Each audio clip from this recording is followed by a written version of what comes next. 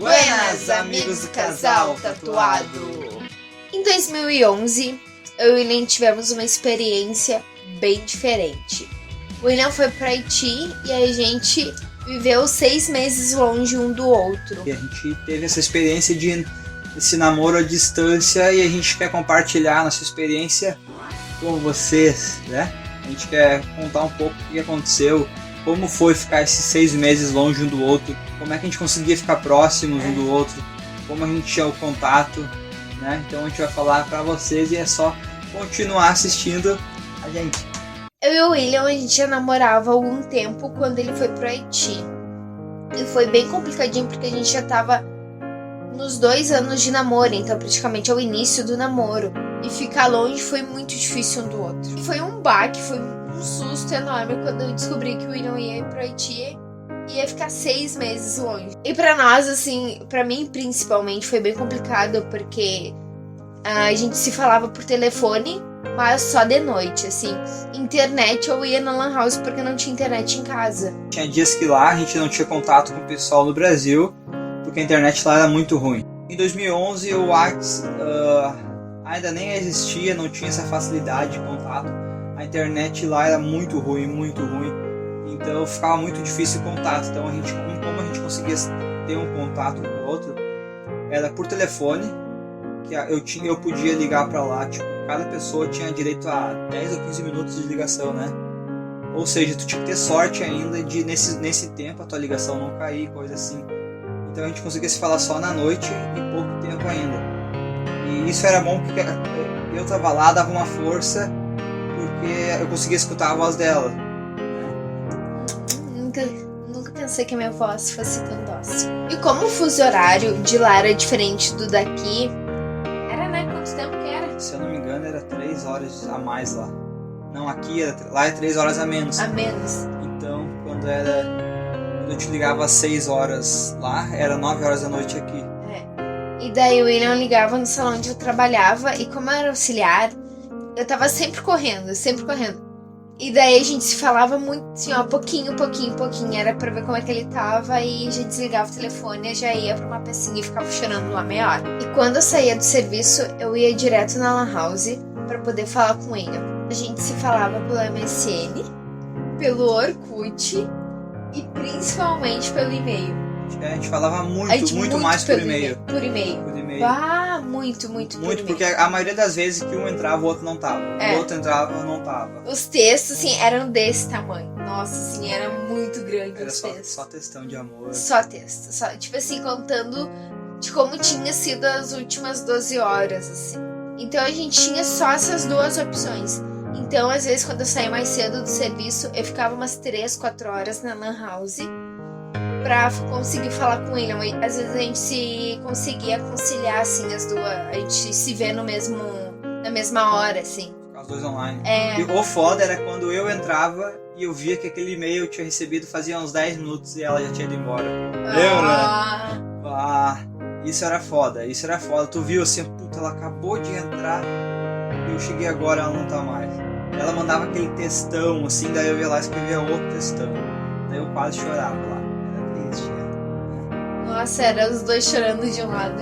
Era foda, porque tu tava milhões de quilômetros lá longe, ela tava aqui e a gente era namorado, então, só que a gente sempre teve uma união muito forte, então a gente um apoiava o outro e ia.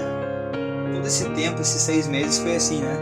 E o que me dava assim mais raiva, eu sabia que o William tava lá e não tinha como ele fazer nada de errado, então a responsabilidade estava toda em mim.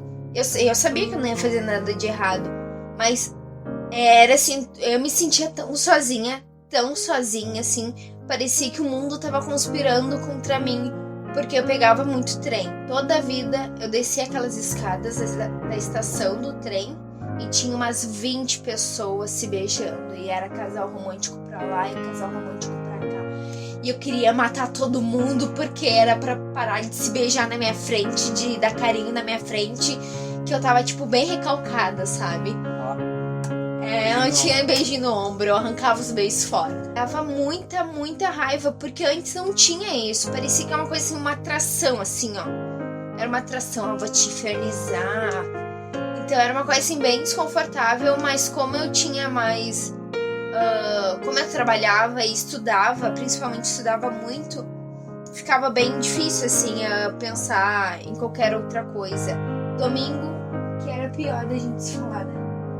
Domingo, porque daí eu tinha que fazer aquela de ficar em casa com a família, porque eu vivia naquele mundo fechado de só eu e o William, tipo, só virtual.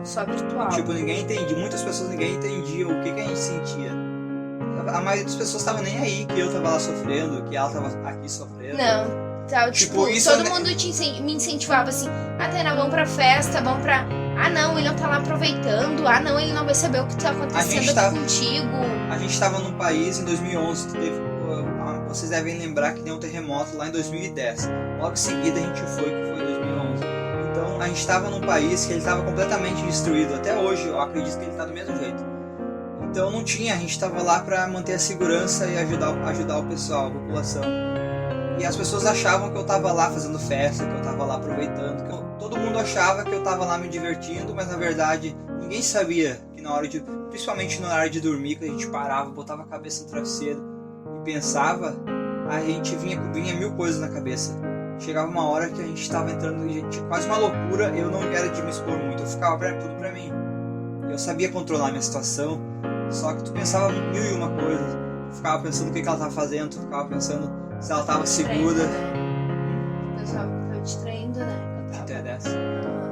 Então a gente pensava mil e uma coisas, a gente sofria, tanto eu lá e ela aqui, e o pessoal, em vez de apoiar, de dar força, não, ninguém fazia isso, ninguém entendia, tava todo mundo cagando, tipo, literalmente cagando pra gente. E uma coisa assim, que a pessoa que tu espera o apoio de familiares mais próximos, assim, tipo assim, tu pensa, aquela pessoa vai me apoiar, ela tem que me apoiar, ela faz parte da minha vida, e ela não te apoiava, tipo, ela tava se lixando pra ti. E daí vinham os estranhos admirar o amor verdadeiro. Tinha muita gente. E isso e aquilo, e apoiar. Só que, tipo, tu não queria o apoio daquela pessoa. Tu quer o apoio da tua família.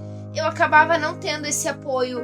Não digo assim de toda a família. Eu tive apoio da família. Mas, assim, da família principal eu não tive apoio. Então, eu sempre escutava aquelas piadinhas, sabe? E é muito chato isso. Era muito desconcertante, porque eu pensava assim, não, eu não vou fazer nada de errado, não tenho porquê, mas a tua própria família querendo te levar pra um lado errado, assim, tipo, te ensinando a ser um monte de coisa que não é de ti. A gente passou 6 meses assim, a gente telefone, a gente conversava, às vezes, não muito, porque era muito ruim. O Orkut, na época era Orkut, a gente deixava muito recado, aqueles depoimentos. Depoimentos, assim, muitos. Depoimentos. E-mail era nossa forma principal de comunicação. Então nossos 6 meses foram assim.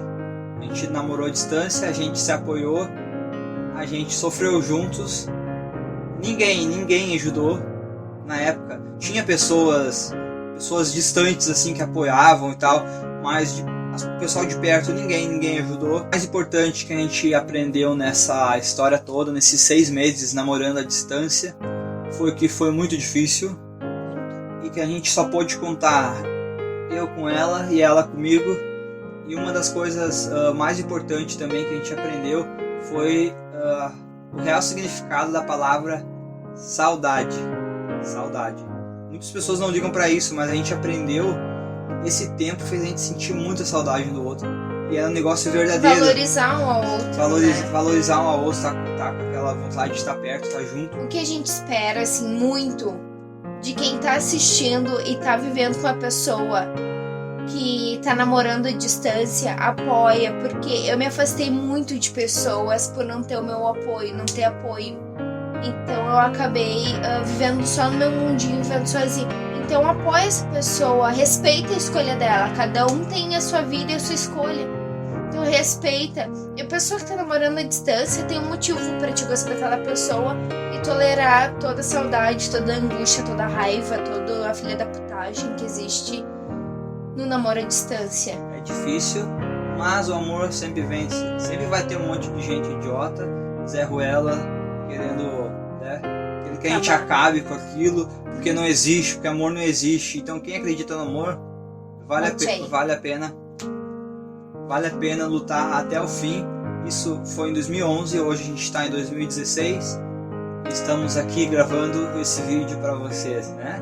Então, se alguém tem já passou por alguma situação dessa, de namoro à distância, alguma dificuldade, até com questão de com o namorado mesmo, ou alguém que não apoiou, conta pra gente aqui embaixo nos comentários, conta pra gente trocar uma ideia, mostra esse vídeo, sei lá, para algum familiar que não apoia ou que tem um pensamento errado sobre isso, sobre namoro à distância. Tipo, hashtag ninguém sabe o que a gente sente, então a gente espera que esse vídeo mostre para aquelas pessoas que acham que namoro à distância é idiota, que não vai dar certo, dá certo e pra gente deu muito. Estamos até hoje aqui para o resto de nossas vidas. Vamos deixar esse vídeo cheio de likes. Muitos likes aqui embaixo. Muitos likes. E compartilhar esse vídeo para chegar nos casais que estão namorando à distância, ou que já namoraram à distância, ou que já vão namorar à distância. Isso aí, vamos fazer esse vídeo aqui bombar. Vamos fazer o canal Casal Tatuado bombar. Porque a gente depende muito de vocês.